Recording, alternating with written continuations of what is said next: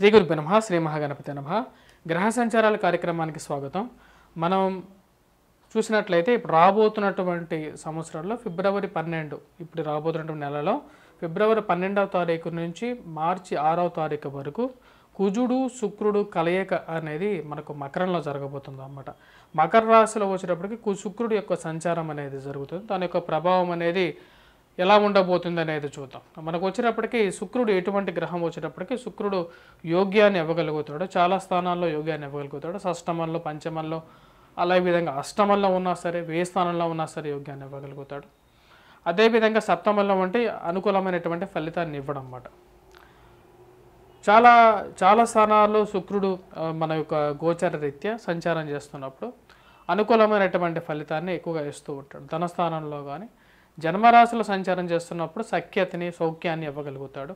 స్త్రీ సంబంధితమైనటువంటి వ్యవహారాల్లో, అలాగే ధన సంబంధితమైన వ్యవహారాల్లో అనుకూలించేటువంటి ఒకానొక గ్రహం వచ్చేటప్పటికి శుక్రుడు మంచి అనుకూలమైనటువంటి ఫలితాలు ఇచ్చినప్పుడు జీవితంలో చాలామంది ఉన్నతమైనటువంటి స్థానానికి ఫాస్ట్ గ్రోత్ అనేది కూడా రావటం అనేది జరుగుతుంది. అదేవిధంగా కుజుడు జాతకరీత్యా వచ్చేటప్పటికి రాజకీయంగా కూడా బలమైనటువంటి శక్తి అన్నమాట. అంటే రియల్ ఎస్టేట్లో పనిచేస్తున్నటువంటి వారికి కుజుడు యొక్క బలం అనేది చాలా ముఖ్యం అన్నమాట. అదేవిధంగా రాజకీయంగా ఎదగాలన్నా సరే కుజుడు ఉచ్చ స్థానంలో ఉన్నప్పుడు రాజకీయంగా కూడా ఎదగటం అనేది జరుగుతూ ఉంటుంది.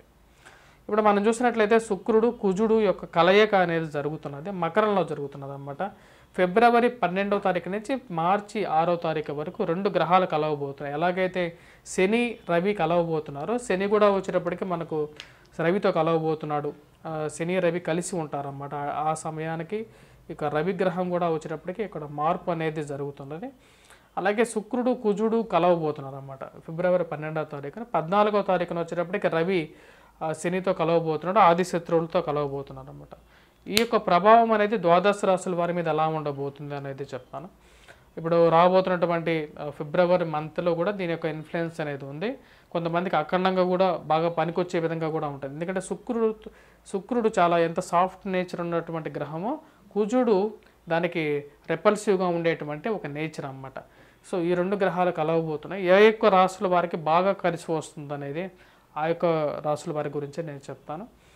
మిగతా రాశుల వారు కొన్ని రెమెడీస్ అనేది కూడా లాస్ట్లో చెప్తాను. లాస్ట్ వరకు చూసినట్లయితే మనం చూసినట్లయితే శుక్రుడు కుజుడు ఎప్పుడైతే కుజుడితో కలవటం జరుగుతుందో శుక్రుడు తన యొక్క ప్రభావం అనేది పూర్తిగా కోల్పోవటం అనేది జరుగుతుంది అన్నమాట. అంటే తన యొక్క ప్రభావం అనేది పూర్తిగా ఉండదు, ఇంకా శుక్రుడి యొక్క ప్రభావమే ఉంటుందన్నట్టుగా చెప్పచ్చు. ఇప్పుడు ద్వాదశ రాశుల వారి మీద ఈ యొక్క ప్రభావం ఇక రాబోతున్నటువంటి 3 రాశుల వారికే యోగిస్తాడు. కుజుడు రజోగుణ కారకుడుగా కూడా చెప్తారన్నమాట. అంటే రజోగుణం, సత్వగుణం, తమోగుణం అనే 3 గుణాలు ఎలాగైతే ఉంటాయో రజోగుణ కారకుడుగా కూడా చెప్తాడు. ఈర్ష్యా ద్వేషాలకి కూడా ముఖ్య కారకుడుగా కూడా చెప్తాడు అన్నమాట. అంటే ఒక మనిషి మీద ద్వేషం రావడానికి ముఖ్య కారకుడు కుజగ్రహం అన్నమాట. కుజుడు ఉచ్చ స్థానంలో ఉన్నప్పుడు ఏంటంటే రాజకీయ అనుకూలత, రాజకీయాన్ని ఇవ్వగలుగుతాడు, ల్యాండ్లు బాగా కలిసి వచ్చే విధంగా ఉంటుంది. అదేవిధంగా శుక్రుడు అనుకూలతంగా ఉన్నప్పుడు జీవితంలో ఫాస్ట్గా ఎదగటం అనేది కూడా జరుగుతుంది అన్నమాట. ఈ రెండిటికి పరస్పర విరుద్ధంగా చెప్తారు. శుక్రుడు వివాహకారకుడుగా ఉంటాడు. అలాగే కుజుడు వచ్చేటప్పటికి అన్య పురుషుడితో, అన్య స్త్రీతో కూడా సత్సంబంధాలు ఏర్పరచుకోవటానికి, వారితో కలవటానికి కారకుడుగా కూడా కుజుడిని చూపించడం అనేది మన జ్యోతిష్యరీత్యా కూడా జరుగుతూ ఉంటుంది అన్నమాట. ఇప్పుడు ఈ యొక్క 2 గ్రహాలు ఎప్పుడైతే కలవబోతున్నాయో వాటి యొక్క ప్రభావం అనేది ద్వాదశ రాశుల వారిలో కొన్ని రాశుల వారికి బాగా కలిసి వస్తుంది. ఆ యొక్క గ్రహాలు, ఆ యొక్క రాశుల వారు ఎవరు అనేది మనం చూద్దాం. ముందుగా అన్నిటికన్నా ఏ రాశికి బాగా కలిసి వస్తుందంటే అన్నిటికన్నా నెంబర్ 1 వచ్చేటప్పటికి మీనరాశి వారికి అన్నమాట. మీనరాశి వారికి బాగా అనుకూలమైనటువంటి కాలంగా చెప్పచ్చు. ఇక రాశి వారికి వ్యయ స్థానంలో రవి శని కలిసి ఉండటం వల్ల అధికమైనటువంటి ధన వ్యయం అనేది ఉంటుంది ఫిబ్రవరి 12వ తారీఖు నుంచి. కాకపోతే ఇక రాశి వారికి లాభస్థానంలోకి ఎప్పుడైతే కుజుడు శుక్రుడు కలిసి ఉన్నందువలన అనుకూలమైనటువంటి గ్రహస్థితి ల్యాండ్ రిలేటెడ్గా కలిసి వచ్చేటువంటి పరిస్థితిగా గోచరిస్తున్నది. ధన సంబంధితమైన విషయాల్లో అనుకూలంగా ఉంటుంది. పేరు ప్రఖ్యాతులు సంపాదించడం అనేది జరుగుతుంది.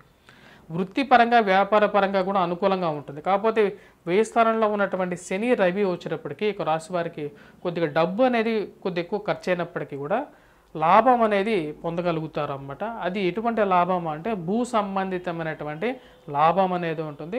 ప్రమోషన్స్ ఇంక్రిమెంట్స్ రావటం అనేది జరుగుతుంది.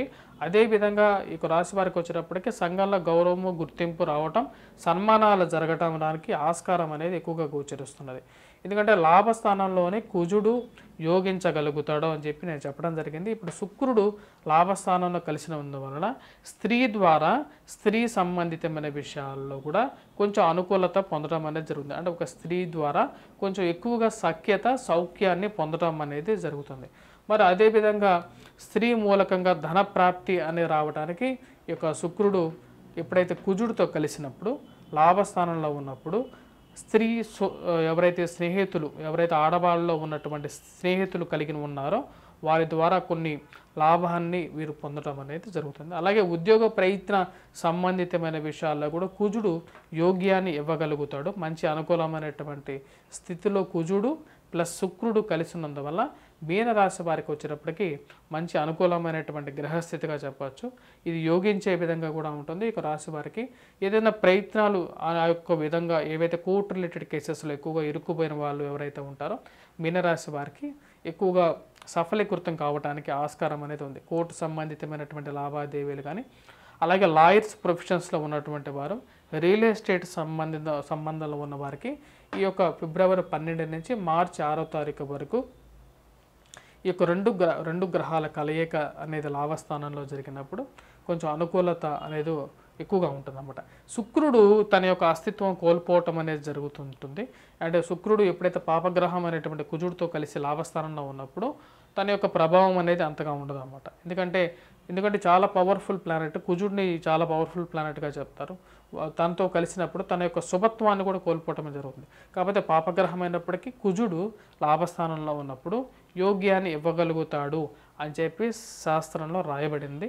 దాని ప్రకారంగా చూసుకున్నట్లయితే మీనరాశి వారు నెంబర్ 1 పొజిషన్ తీసుకుంటారు. వారి యొక్క ప్రాఫిట్ అనేది పొందడం అనేది జరుగుతుంది. రియల్ ఎస్టేట్లో క్రయ విక్రయాల్లో లాభాన్ని పొందగలుగుతారు. వృత్తిపరంగా నూతన ఉద్యోగ ప్రయత్నాల్లో కూడా లాభం అనేది ఉంటుంది. ప్రయాణం అనేది సంబంధిస్తుంది. విదేశాన్ని ప్రయత్న సంబంధితమైన వ్యవహారాలు కానీ ఇవన్నీ అనుకూలించే విధంగా ఉంది. మంచి అనుకూలమైనటువంటి స్థానాల్లో రవి వ్యయ స్థానంలో ఉన్నప్పుడు ప్రయాణం అనేది ఉంటుంది అన్నమాట. అంటే దూర ప్రాంత ప్రయాణం అనేది సిద్ధిస్తుంది. అలాగే వ్యవహార చిక్కుల నుంచి బయటకు రావడం అనేది జరుగుతుంది. జీవిత భాగస్వామ్యంలో వ్యవహార చిక్కులు ఏవైతే ఉంటాయో ఆ వ్యవహార చిక్కుల నుంచి బయటకు రావడం అనేది జరుగుతుంది అన్నమాట. ఈ యొక్క రాశి వారు మరిన్ని సానుకూలమైనటువంటి ఫలితాల కోసం కుజగ్రహ ఆరాధన అనేది చేసుకుంటే బాగా అనుకూలంగా ఉంటుంది. అలాగే సూర్యగ్రహ ఆరాధన కూడా చేయాలి. ఎందుకంటే సూర్యుడు రవి అనుకూలమైనటువంటి స్థానంలో లేడు కాబట్టి. నేను ఇప్పుడు కుజుడు శుక్రుడు ఈ యొక్క కలయిక గురించి చెప్పడం జరిగింది. ఇప్పుడు ద్వాదశ రాశుల వారి మీద మిగతా రాశులు ఎందుకు చెప్పలేదు అంటే మిగతా రాశుల వారికి అంతగా యోగించేటువంటి గ్రహస్థితి కాదన్నమాట. ఇది 3 రాశుల గురించి నేను మెయిన్గా ఫోకస్ చేసి చెప్పడం జరిగింది. మేషరాశి వారికి వచ్చేటప్పటికి మనం గమనించినట్లయితే మేషరాశి వారికి వచ్చేటప్పటికి రవి శుక్రుడు కుజుడు యొక్క కలయిక అనేది అంత యోగ్యకారకంగా లేదన్నమాట. ఎందుకంటే రాజ్యస్థానంలో ఉన్నటువంటి కుజుడు యోగ్యాన్ని ఇవ్వడు, కుజుడితో కలిసినటువంటి శుక్రుడు కూడా యోగ్యాన్ని ఇవ్వడు. వృత్తిలో కొన్ని అనిశ్చితిని కలిగించే విధంగా ఉంటాడు. కాకపోతే రవి అనుకూలత అనేది మేషరాశి వారిని కాపాడే విధంగా ఉంది. అదే వృషభ రాశి వారికి వచ్చేటప్పటికి మనం గమనించినట్లయితే వృషభ రాశి వారికి కూడా అంత అనుకూలమైనటువంటి గ్రహస్థితి కలిగి గోచరించట్లేదు. ముఖ్యంగా చెప్పాలంటే భాగ్యస్థానంలో ఉన్నప్పుడు అంత అనుకూలమైనటువంటి ఫలితాలు ఇవ్వడం, ధనక్షయకారకుడుగా కూడా తయారవుతూ ఉంటాడు వృషభ రాశి వారికి. మరియు అదేవిధంగా మిథున రాశి వారికి మనం గమనించినట్లయితే అష్టమంలోకి కుజుడు చాలా అనుకూలమైనటువంటి ఫలితాలు ఇవ్వడు. ముఖ్యంగా వైవాహిక జీవితంలో మనస్పర్ధలు కలిగించే విధంగా ఉంటాడు కాబట్టి తగు జాగ్రత్తలు అనేవి తీసుకోవాలి. అలాగే ధనక్షయ కారకుడుగా కూడా తయారవుతాడు. ఎందుకంటే కుజుడు యొక్క దృష్టి ధనస్థానం మీద ఉంటుంది. అలాగే చతుర్థ దృష్టి కూడా కలిగి ఉంటాడు కాబట్టి అనుకూలంగా ఉండదు. మిథున రాశి వారికి సెల్ఫ్ డ్రైవింగ్లో కూడా తగు జాగ్రత్తలు అనేవి, ఆరోగ్యపరంగా కూడా జాగ్రత్తలు అనేవి ఈ యొక్క రాశి వారికి జాగ్రత్త అనేది అవసరం. అదేవిధంగా తదుపరి రాశి మనం గమనించినట్లయితే మిథున రాశి వారితో పాటు తదుపరి రాశి అయినటువంటిది కర్కాటక రాశి వారికి అష్టమంలోకి రవి శని, అలాగే సప్తమంలోకి వచ్చేటప్పటికి శుక్రుడు కుజుడు ఇద్దరు అంత అనుకూలమైనటువంటి స్థానంలో లేరు. సో ఈ యొక్క రాశి వారికి కూడా అనుకూలంగా లేదన్నమాట. అందుకనే చెప్పలేదు వారి గురించి కూడా. అదేవిధంగా తదుపరి వచ్చి సింహరాశి వారికి అనుకూలంగా ఉంది. అష్టమంలోకి కుజుడు శుక్రుడు ఇద్దరు యోగకారకమైనటువంటి గ్రహాలుగా చెప్తారన్నమాట.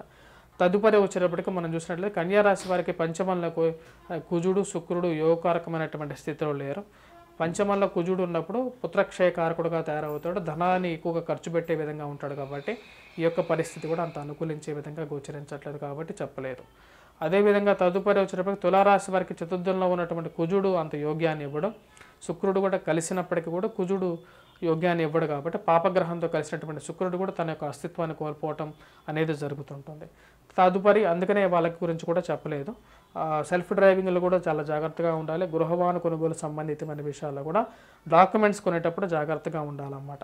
తదుపరి వృశ్చిక రాశి వారికి అనుకూలంగా ఉంటుంది కాబట్టి వృశ్చిక రాశికి జన్మరాశి అధిపతి ఉచ్చ స్థానంలో ఉన్నాడు కాబట్టి దాని గురించి చెప్పడం జరిగింది అన్నమాట. తదుపరి రాశి అనేటువంటిది ధనస్సు రాశి వారికి అనుకూలంగా ఉండదు.